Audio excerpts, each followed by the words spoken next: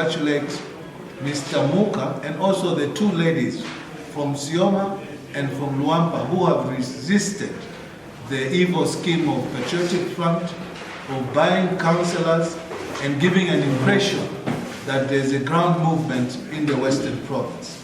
We also would like to take this opportunity to ask our parents from the Western Province to speak to their children, the councillors, not to denigrate themselves by accepting tokens at the expense of people's will and desire. We would like to ask the entire Ulozi to speak to their councillors.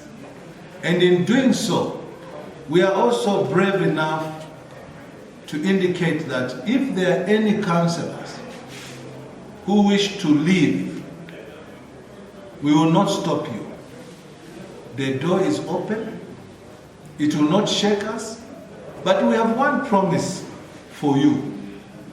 And this promise we shall definitely deliver it. That come September next year in 2021, because the PF are not offering them money only, they are also offering them jobs. This is an undertaking that we are going to underscore over and over and over again. And do not say as councillors that we did not tell you, because PF are offering you jobs. These are traceable jobs. Some are being office orderlies, some are being council workers, some are being employed as firefighters. We will promise to revoke your employment the moment UPND comes into power, because you have troubled the people long enough. This country has a lot of unemployment, and as councillors, you are already employed. Why can't you give chances to those people who are not employed to also get jobs? Why do you want to eat with both hands? You are a councillor on one hand, you want to now shift your job from here to get a job as an office orderly. Instead of receiving these monies from PF, tell PF to fund the councils with the local authority equalization fund so that you can be paid your salaries. And this is an exposure for PF, because we have seen that now systematically they are not funding the council, their local authority equalization fund. Consequently, the councillors are not getting their salaries of 3,000 kwacha, and then they go behind and offer councillors money. It is evil. It is completely evil. And President Lungu, this is squarely upon you, sir, that you are going to go down as a person whose legacy did not mean anything to the Zambian people. We know you have institutionalized corruption in your party. You can do your corruption up there with your big company, but don't bring corruptions to the doorsteps and domestic doorsteps of our people in Zambia. The councillor is the smallest office in local government. Do not institutionalize corruption by going to intoxicate our councillors with money which can evaporate within a short space of time. 2018, le varie approach la PF, mane nesina ferandos kono milwizi kuma councillors bawawo. We were 3 councillor waliwandamo mu Moses Mukelenge, kono kubeani wa askabe ngawadi kuwongana ni walikupiye kutama Mungu ano tafo no nana hapa ki program ya muso yana walukupela chwao tofita kwa 10 patrol eza offer ma sharing after fama 50,000 each.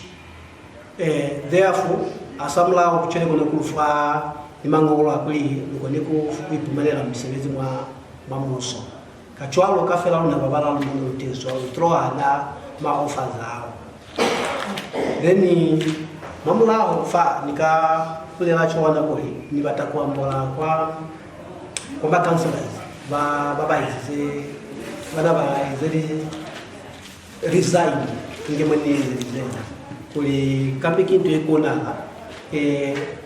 baba hizi chwala wanafaa kubale baba ile adina manzo mangata kona kwa 2021 ikafika mubuso omujauka kila bakati wa UPND ukazi bazuka ikakuwa chere ni kala kaza kwa mwa ku baba is resign chere choro na fa 30 days isikafela gari my humble request mungu wana kikuli kama ni bakako na mungu wana tera mutala kama ni ezena ni kupuzi kakubona cho wana kweli party yaluna ya UPND aiswanili kusinya masherenga hayo na haso nako itusisa kuweza mobilize party to strengthen the party kuli hapa aye kwa by election. Then two, by election is very costly kwa maana apeni ikona kutaisa mafu ingeze neza lile kwa mwakawa itaisize lifu mwakawa kuli apeni Sioma in particular mawadi ya Nangweshi kuliova ni maswadi sipatisa kweza resign mwaka kulio kuyoso bribes akihande kachwalo nani trophy tabama fomu lelo akikutula no. I should come back to my senses kuli niweze receive decision yaka ya kweza resign kuli nikutela hapi niyo belekela sichambasaka kakuli yalu izona fa sichambasaka so esali mane asabulao akweza resign baba mane banilizelize nikonde kupanga contribution ya 15 iron sheets kubafa kono inge nyeze resign cheke mtu bona vatu basakupa tuso kuna kono bautwile kuli nyeze resign chole kubeta kuli nikutefe adiyo belekani mona inge ni ekeza kufatu so yaka wanachwalo. Yeah, were called to Mongo where they were asked to attend, and at that point they thought that they were being called for some government developmental project.